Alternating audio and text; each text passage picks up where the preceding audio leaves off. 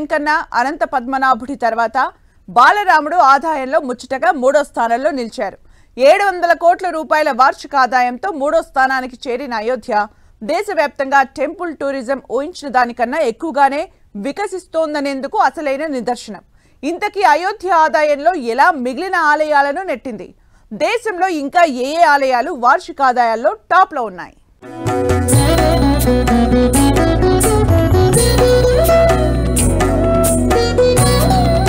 తిరుమల వెంకన్న అనంత పద్మనాభుడి తర్వాత బాలరాముడే.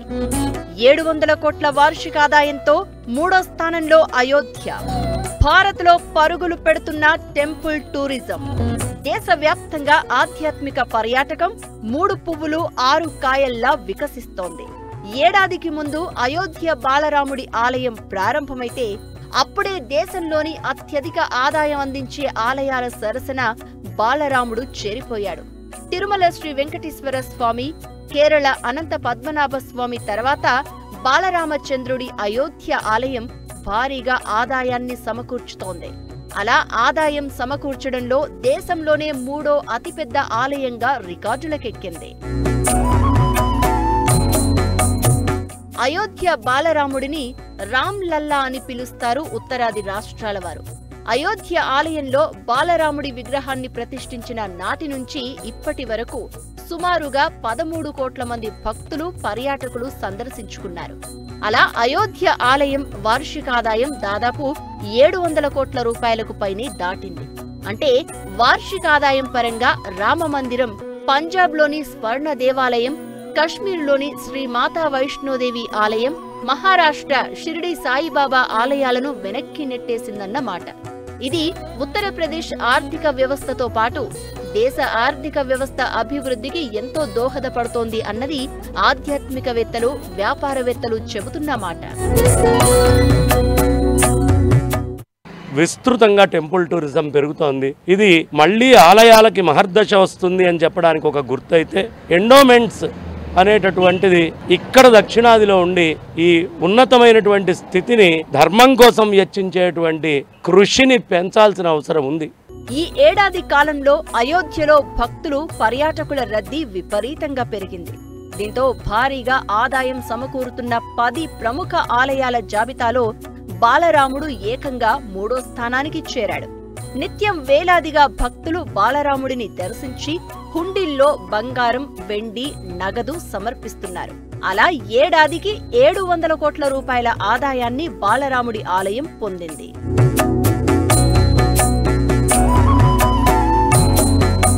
ఇప్పటి వరకు కూడా దేశవ్యాప్తంగా తిరుమల వెంకన్న ఆలయమే అత్యధికంగా ఆదాయాన్ని అందిస్తున్న టెంపుల్ గా నెంబర్ 1 స్థానంలో ఉంది. 2024-25లో తిరుమల వెంకటేశ్వర స్వామికి విరాళాల రూపంలో మొత్తం సుమారు 1500 కోట్ల రూపాయల నుంచి 1650 కోట్ల రూపాయల వరకు వచ్చినట్లు అంచనా. ఆ తర్వాత 2వ స్థానంలో కేరళ తిరువనంతపురంలోని శ్రీ అనంత పద్మనాభ స్వామి ఆలయం ఉంది. నేలమాలిగల్లో అనంతమైన సంపదలతో అనంత పద్మనాభ స్వామి ప్రపంచవ్యాప్తంగా గుర్తింపు తెచ్చుకున్నారు. ఈ ఆలయాన్ని ట్రావెన్కోర్ ఆలయ ధర్మకర్తల మండలి పర్యవేక్షిస్తోంది. ఈ ఆలయం వార్షికాదాయం 750 నుంచి 850 కోట్లుగా ఉంది. అలా దేశవ్యాప్తంగా ఆదాయపరంగా 2వ స్థానంలో ఉన్నాడు అనంత పద్మనాభుడు. ఆ తర్వాత స్థానం బాలరాముడిదే. అయోధ్య రాముడి ప్రతిష్టాపన మహోత్సవం తర్వాత దేశవ్యాప్తంగా చాలా మంది ఇక్కడికి వస్తూ ఆ బాలరాముడి రూపాన్ని దర్శించి తరిస్తున్నారు. దీనికి తోడు ఈ ఏడాది ప్రయాగ్రాజ్ కుంభమేళాతో అయోధ్యకు భక్తులు భారీగా తరలివస్తున్నారు. అలా లక్షలాది మంది భక్తులు రోజు అయోధ్య బాలరాముడి సేవలో తరిస్తున్నారు. ప్రయాగ్రాజ్ కుంభమేళా ప్రభావంతో రోజుకు 4 నుంచి 5 లక్షల మంది అయోధ్యను దర్శించుకున్నట్లు అంచనా. ఇది కూడా బాలరాముడి ఆలయానికి ఆదాయం పెరగడానికి కారణమే. దేశంలోనే అత్యధిక వార్షిక ఆదాయం అందిస్తున్న ఏకైక దేవుడు, ఆ దేవదేవుడు తిరుమల శ్రీ వెంకటేశ్వర స్వామి. ఆ తర్వాత స్థానం తిరువనంతపురం అనంత పద్మనాభుడిదే. ఇప్పుడు 3వ స్థానంలో బాలరాముడు ఉన్నాడు. ఇంకా దేశవ్యాప్తంగా చాలా ఆలయాలు అత్యధిక వార్షిక ఆదాయంతో తర్వాత స్థానాల్లో ఉన్నాయి. అవేంటో ఓసారి చూద్దాం. తిరుమల శ్రీ వెంకటేశ్వర స్వామి గురించి తెలియని భక్తులు ఉండరు. కోరిన కోరికలు తీర్చే కొంగు బంగారం ఆ దేవదేవుడు. అఖిలాండకోటి బ్రహ్మాండ నాయకుడిగా నిత్యం వేలాది మంది భక్తులు అరక్షణం దర్శించుకోవడమే మహద్భాగ్యంగా భావిస్తూ ఉంటారు.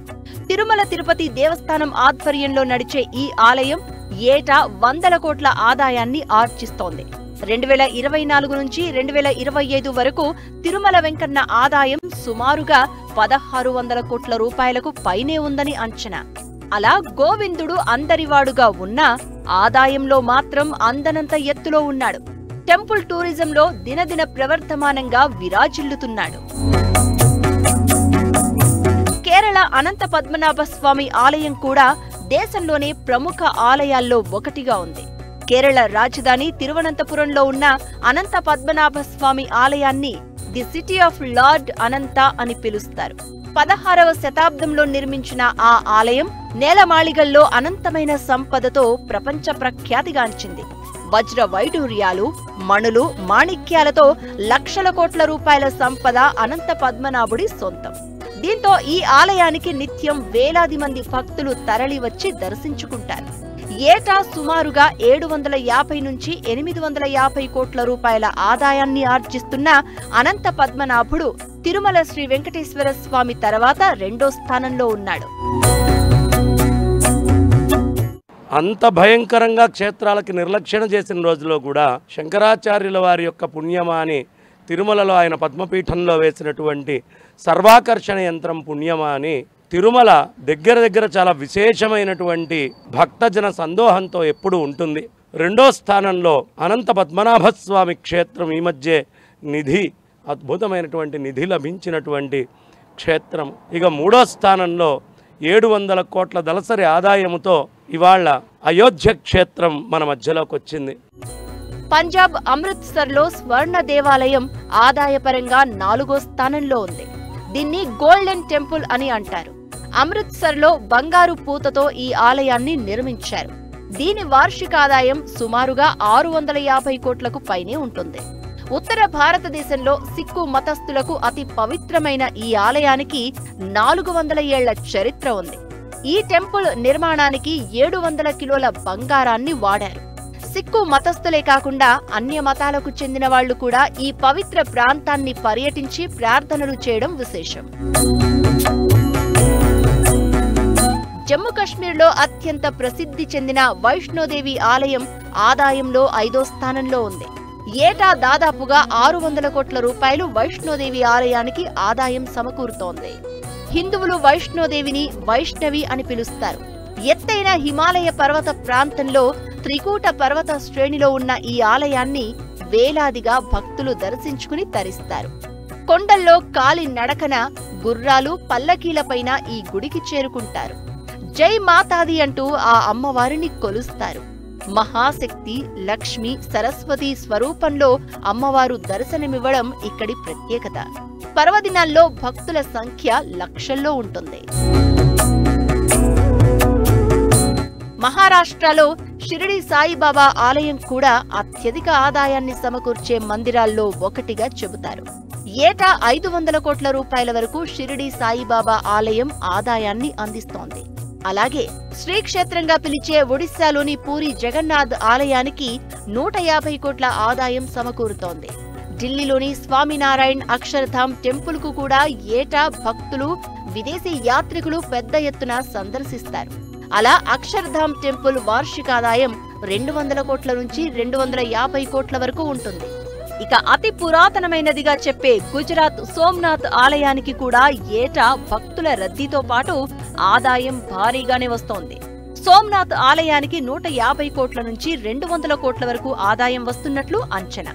ఇలా దేశవ్యాప్తంగా ఉన్న పురాతన, నూతన ఆలయాలు, పర్యాటక, ఆధ్యాత్మిక కేంద్రాలు టెంపుల్ టూరిజంలో ఊహించని విధంగా ఆదాయాన్ని, ఆధ్యాత్మిక పరిమళాన్ని వెదజల్లుతూ దేశ కీర్తి ప్రతిష్టల్ని పెంచుతున్నాయి.